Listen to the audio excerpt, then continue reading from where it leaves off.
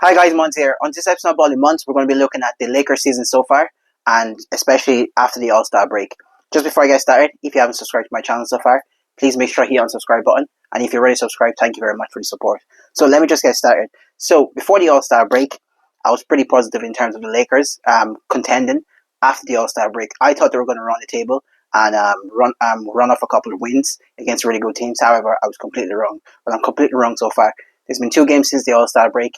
They won the first one, barely, and the second one against the Celtics last night, they lost.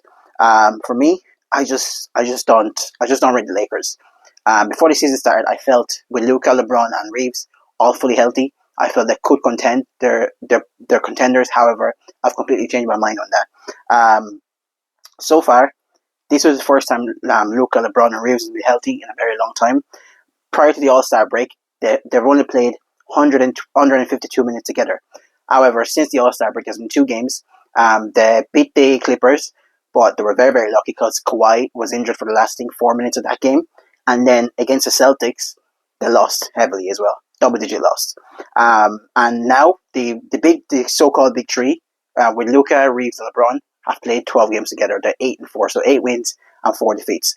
The 4 defeats have come against really good teams such as the Celtics, the Spurs, the Rockets, and the Suns.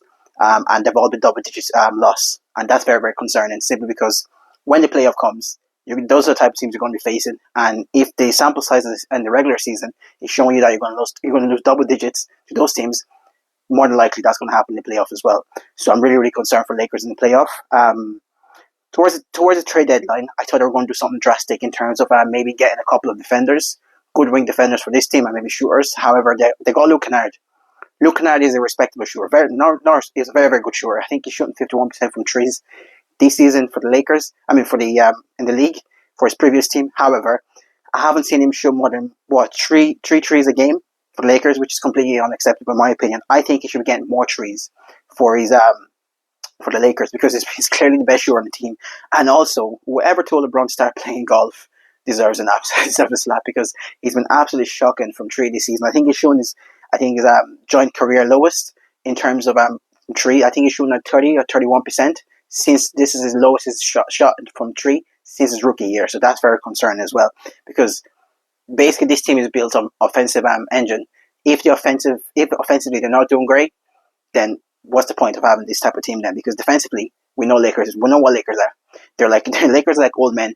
They cannot sustain pressure for a long period of time. They can apply pressure for a short period of time, take pressure for a short period of time, play good defense for a short period of time, but a long period of time they can't do that. And for me, that's all the recipe for disaster when the playoff comes.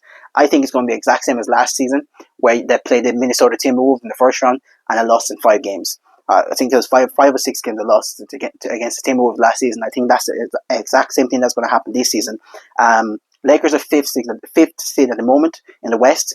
Like I said, the West is bloodbath. Anyone can beat anyone. Maybe apart from the Spurs and maybe the OKC Thunders. I think those are the 2 teams. Those are the 2 best teams in the West so far. And I think Nuggets, if everyone's healthy for the Nuggets, I can see the Nuggets getting out of the West as well.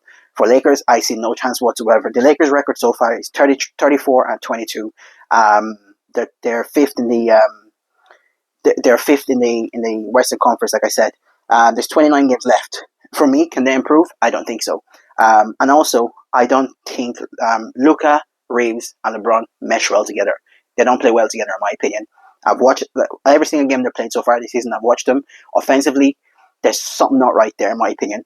Luka and Reaves play well together when they're in the game, and LeBron and the bench players and the role players play well together when the other 2 aren't in the game. So when all 3 of them in the game, the offense looks very, very clunky. It's either Luka dribbling the hair or the ball, shooting a long range 3, step back 3, or gives it to LeBron, and then LeBron passes it off, or Reaves go dribble hand off. Or just the offense look clunky whenever those 3 are playing together, in my opinion.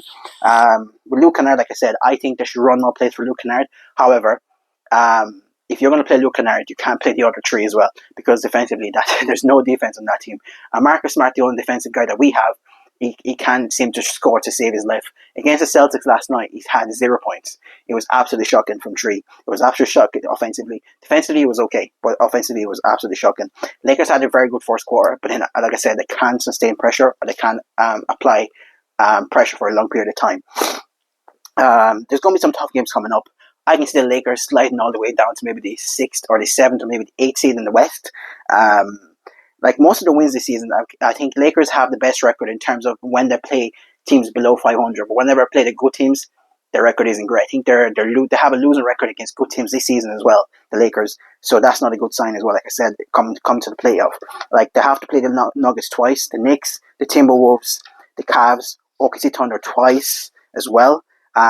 For the rest of the season. So like, there's 29 games left. So it's going to be very interesting to see where the Lakers finish up. And also, big Austin Reaves fan. I've seen him develop into an all-star.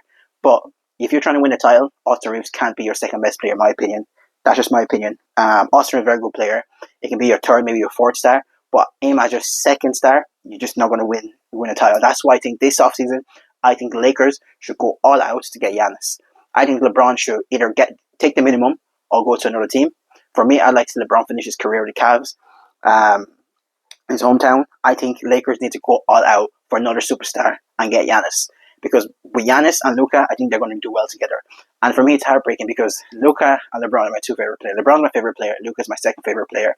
And it's heartbreaking because both of them they don't mesh well together. Maybe they have good chemistry off the court, whatever. But playing together, it just don't seem to mesh well. Because for me, LeBron is standing in the corner way too much. Against the Clippers, when crunch time came, LeBron handled the ball and they were much better. And Luka was on fire from 3. That's the thing with Luka. If Luka's on fire from 3, no problem whatsoever. But the days he doesn't shoot the 3 well, step back 3, he doesn't get to the rim. It always foul baiting as well. That's what frustrates me about Luka. And whenever he makes a shot, he's always bitching and moaning to the ref and then doesn't get back on defense and the other team score in transition. So it's literally taking away what you're doing offensively. Because defensively, you're getting scored on so easily, in my opinion. And DeAndre, get rid of him. He's a bum. Get rid of DeAndre Ayton. I don't want to see him near that team. Lakers still need the center. DeAndre Ayton's just not that guy. He's an absolute bum. I don't want to see him anywhere near that team anymore. He was what number 1 pick a couple of years ago in Lucas draft. Yes, he's only getting paid $10 million. And what I would say is for him, is an absolute disgrace. For a number 1 pick to have a low motor engine, you should be absolutely dominating on the glass. In my opinion, you're a big and strong guy, and you don't run hard. For me, I think the Lakers need to get rid of him. They need to get another center. I think the Lakers need to go into the buyout market and look for a center because Hayes, I like Hayes, but he's just not.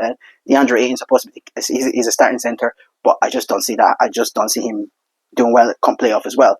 And I remember last season against Timberwolves, the Lakers had LeBron playing center against Timberwolves in the I think game 5 before they got knocked out. It was in game 6. So for me, I don't want to see that happening again.